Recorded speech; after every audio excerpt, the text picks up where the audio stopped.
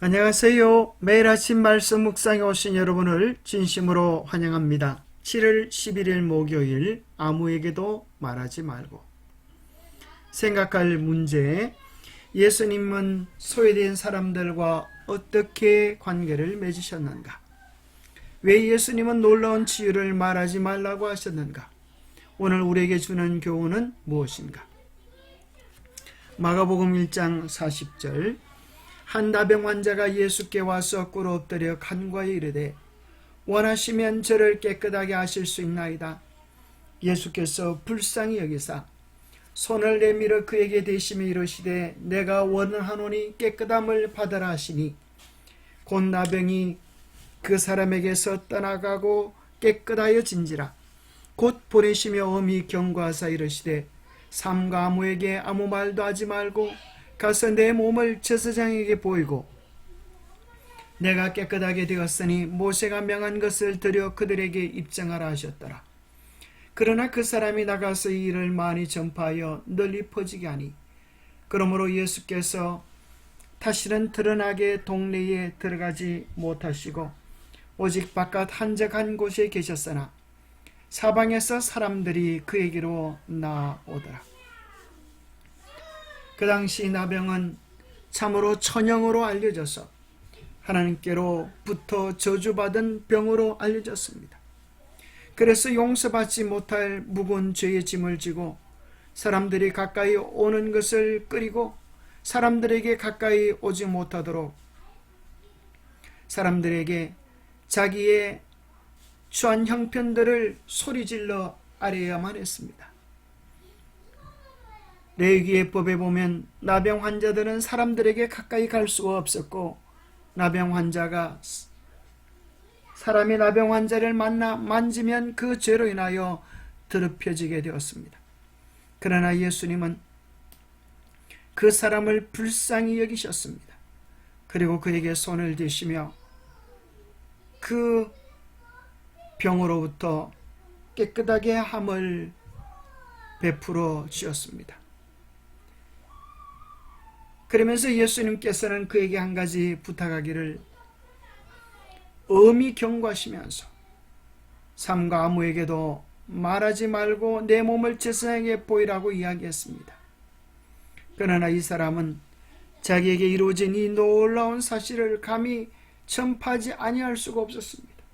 그에게 일어난 너무나 기쁘고 놀라운 사실을 예수님께서 엄히 경고하여 알리지 말라고 하셨음에도 불구하고 그는 예수님의 겸손 때문에 그렇게 말씀하신 것이 아닌가 자기 나름대로 해석하여 복음에 장애 요인을 끼치게 되는 실수를 저지릅니다.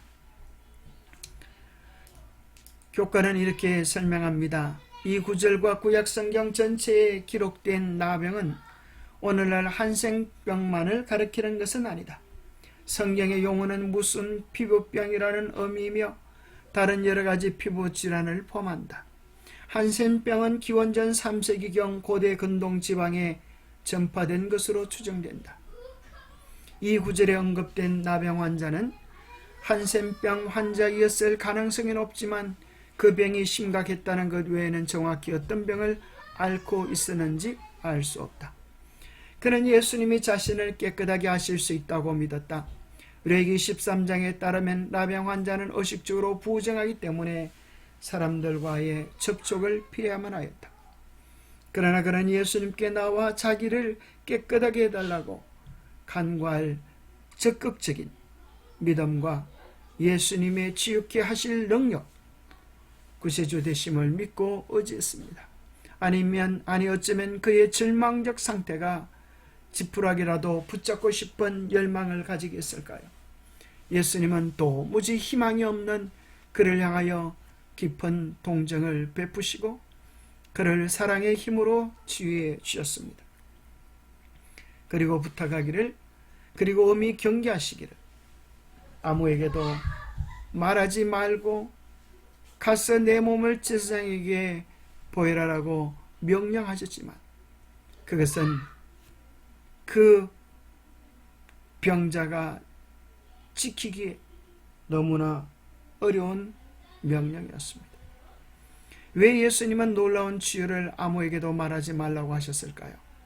첫째로 제사장들이 누가 이 문둥병자를 치유했는지 알기 전에 그가 제사장들에게 이를 수 있도록 하기 위해서는 신속한 행동이 요구되었습니다. 그렇게 해야만 편견 없이 공정한 결정을 기대할 수 있었기 때문입니다. 만약 제사장들이 그 사람을 취한 분이 예수님임을 알게 되면 그들은 그가 깨끗해졌음을 증명해 주길 거부했을 가능성이 컸을 것입니다. 그의 신상의 이로움을 위하여 침묵과 신속한 행동이 요구되었기에 예수님은 그렇게 명하신 것입니다. 둘째 이유로는 예수님께서 그 사람들에게 신통력이 있는 자, 기적을 베푸는 자, 사람을 낫게 하는 치유자로서 명성을 얻게 되기를 원하지 않으셨기 때문입니다. 사실 당시 유대인들은 자신들을 로마의 압제로부터 구원해줄 정치적 메시아를 간절히 고대하고 있었던 터인지라 여차하면 능력 많으신 예수님께 몰려와 그러한 능력으로 세상 권력을 장악해 줄 것을 요구할 것이 뻔한 일이었습니다. 따라서 예수께서 그 나병 환자로 인해 명성을 얻게 되면 오히려 그것이 당신의 사역의 본질적인 목적, 곧 복음 전파와 인류 구원을 방해하는 결과를 낳게 될 것이 분명합니다.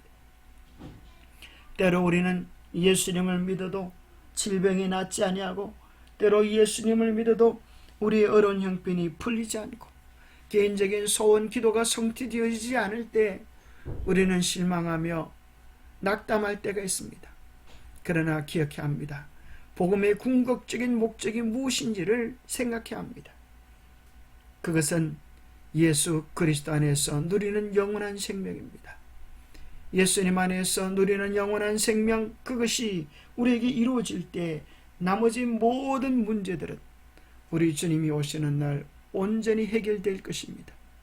예수님은 본질적인 복음, 예수님을 마음의 구주로 모시고 우리 인생이 변하고 우리의 품성이 변하는, 그래서 우리 안에 잃어버린 하나님의 형상을 회복하는 그 위대한 일을 위하여 오셨음을 우리가 잊지 말아야 될 것입니다. 영감의 교훈입니다. 치유받은 사실을 공표한 결과 예수께서 주의하셨음에도 불구하고 그 사람은 자기가 낳은 사실을 감추려고 하지 않았다. 사실 그것을 감추기란 불가능하였을 것이지만 그는 그 사실을 사방에 공포하였다. 자기에게 이를 금지시킬 수 있는 것은 다만 예수의 겸량에서 나온 것이라고 상상하여 그는 이 위대한 치유자의 능력을 선포하면서 돌아다녔다. 그는 이런 모든 표시가 제사장들과 장로들로 하여금 더욱 예수를 죽이려고 단단히 결심하게 만들었다는 것을 깨닫지 못하였다. 예수님께서 이 나병 환자에게 치유된 사실을 사람들에게 알리지 말라고 하셨지만 그는 알렸고, 오늘 예수님은 우리들에게 복음을 땅끝까지 전파하라고 명하셨지만 우리는 전하지 않는 이유는 무엇일까요? 어쩌면 우리에게 있어서 필요되는 실제적인 복음의 경험이 없기에 우리의 입이 닫혀있는 것은 아닐까요? 복음을 경험하고 우리의 삶이 변화되고 우리의 삶을 짓눌렸던 묵은 죄의 짐이 해결되고 영원한 사망에서 생명을 얻는 감격과 기쁨이 있다면 그것은 자연스럽게 우리 입술을 통하여 나타날 수밖에 없는, 아무도 막을 수 없는 외치고 싶은 복음이 되지 않을까요? 기도하겠습니다. 하나님 아버지, 능력과 권세를 가지고도 매우 주의하시면서 지혜롭게 사역하신 예수님의 모습을 보게 됩니다. 적은 것으로도 부주의한 자에게 깨달음을 주셔서 주님의 마음과 뜻을 헤아릴 수 있도록 도와주옵소서. 복음사에게 참된 동력자들이 될 수 있도록 우리에게 순결과 지혜를 다하여 주시옵소서. 예수님이 그렇게 하셨던 것처럼 우리도 주위 사람들에게, 이웃들에게, 도움이 필요한 자들에게 사랑과 자비와 친절과 복음을 베풀기를 주저하지 않게 도와주시옵소서. 우리로 하여금 주님이 쓰시는 축복의 통로들이 되도록 인도하시고 도와주시옵기를 우리 주 예수 그리스도 이름 어자하여 간절히 기도 올리옵나이다. 예수님 안에서 누리는 진정한 복음의 기쁨이 우리 안에 가득 차서 우리를 변화시키고 주위를 변화시키는 변화의 주체가 되기를 축복합니다. 오늘도 주님과 함께하는 뜻깊고 행복한 날이 되시기를 축복합니다. 감사합니다.